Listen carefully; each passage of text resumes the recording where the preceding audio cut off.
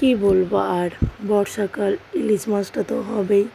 আর বাজারে যেন বেশিরভাগ ইলিশ মাছটাই দেখা যায়। যাই হোক, ভিডিওর প্রথমে বলবো, আমার ভিডিও যে যেখান থেকে দেখছো বা দেখছেন তাদেরকে জানাই অসংখ্য ধন্যবাদ। আর সেই সঙ্গে সবাইকে নমস্কার জানিয়ে আমি আমার ভিডিওটা শুরু করছি। যেহেতু ইলিশ মাছ এনেছে, ইলিশ মাছ দিয়ে আজকে মানে কি হয় দেখা যাক। তার আগে সকালবেলায় টিফিনটা করে নিই। সকালের টিফিনে ছিল এই তো মানে খিচুড়ি আর একটা ডিমের পোচ ভেজে নিয়েছি, সেটা দিয়ে খাওয়া হয়ে গেছে। আর এইদিকে মাছও ভাজতে নিয়েছি, মাছ ভাজা হয়ে গেছে।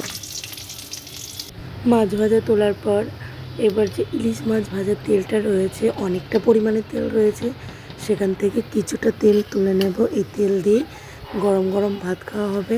আর যেটুকু তেল কড়াইতে রয়েছে তার মধ্যে জিরে ফোড়ন দিয়ে এই যে কচু আর আলু কেটে রেখেছি, এটা ভাজতে দেবো। আর ঢাকনাটাও খুলে দেখি ভাজা ভাজা হয়ে গেছে। কিছুক্ষণ রাখার পর দেখি ভাজা ভাজা হয়ে গেছে। এর মধ্যে এবার দিয়ে দেবো লবণটা, আমি আগে থেকে দিয়ে দিয়েছি। এর মধ্যে দিয়ে দেবো চেরা কাঁচা লঙ্কা, তারপর দিয়ে দেবো হলুদ গুঁড়ো আর দিয়ে দেবো লঙ্কার গুঁড়ো। তারপর ভালো করে নাড়াচাড়া করে নেব। ভালো করে কষিয়ে নেওয়ার পর পরিমাণ মতো জল দিতে হবে।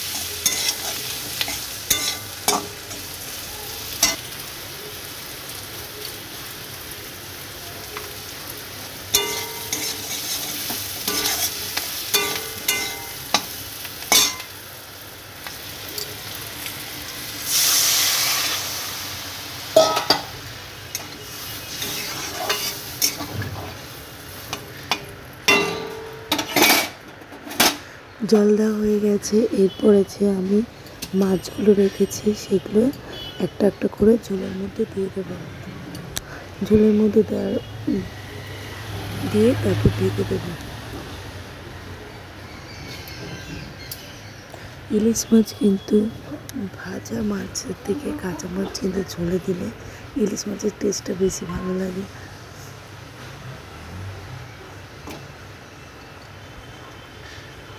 এবার ঢেকে দেব। আর আমার ভিডিও দেখে রোজ বিডি ব্লগার সাথী রোজ আমার ভিডিও দেখে বেশ ভালো ভালো কমেন্ট করে, তাকে বলি অসংখ্য ধন্যবাদ কমেন্ট করার জন্য। এই তো মানে ঢাকনা খুলে দেখি যে মাছগুলো সেদ্ধ হয়ে গেছে। আলু মানে সবজি নয়, আলু কচু সেদ্ধ হয়ে গেছে। তারপর দিয়ে দিলাম জিরে বাটা, শুকনো কড়াইয়ে ভেজে রাখা জিরে বাটা, সেটা তারপর একটু নেড়ে নিচ্ছি। তারপর একটু ফুটে উঠলেই নামিয়ে দেবো। একদম হালকা পাতলা ঝোল। আর এই যে মাথা ভাজা রেখেছি, এটা দিয়ে বানাবো হলো পুঁই শাক দিয়ে, মিষ্টি কুমড়ো দিয়ে, এই ইলিশ মাছের মাথা দিয়ে।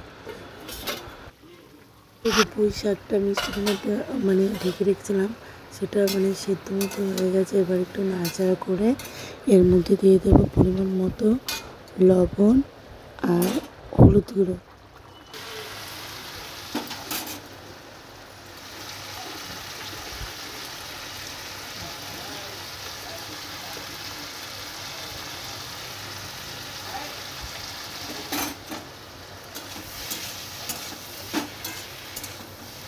আমার রান্নাগুলো একদম ঘরোয়া রান্না, যেগুলো বাড়িতেই মানে হবে, সেইভাবে বাড়ির লোকের ভালো থাকবে মানে খেয়ে ভালো থাকবে সেইভাবেই রান্না করি।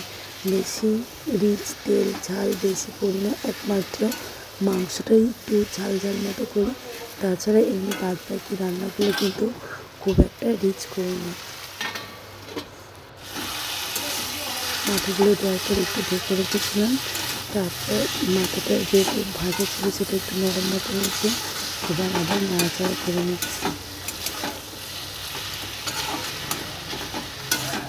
এইভাবে কিন্তু মিষ্টি কুমড়ো আর পুঁই শাক দিয়ে ইলিশ মাছের মাথা দিয়ে বানালে খুব ভালো লাগে খেতে।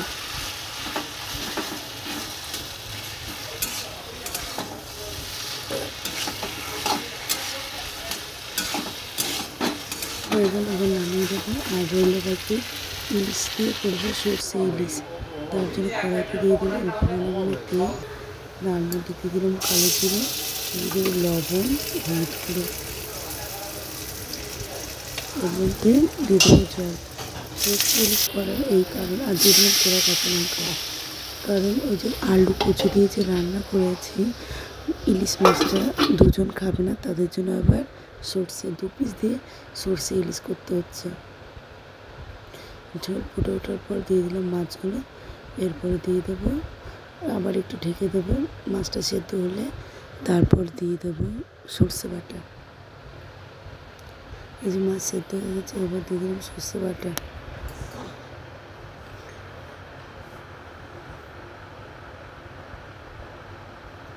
হয়ে গেলেই রান্নাবান্না কমপ্লিট। এবার স্নান টান করে খাওয়া দাওয়ার পালা, স্নান টান করে পুজো টুজো দিয়ে খাওয়া দাওয়ার পালা।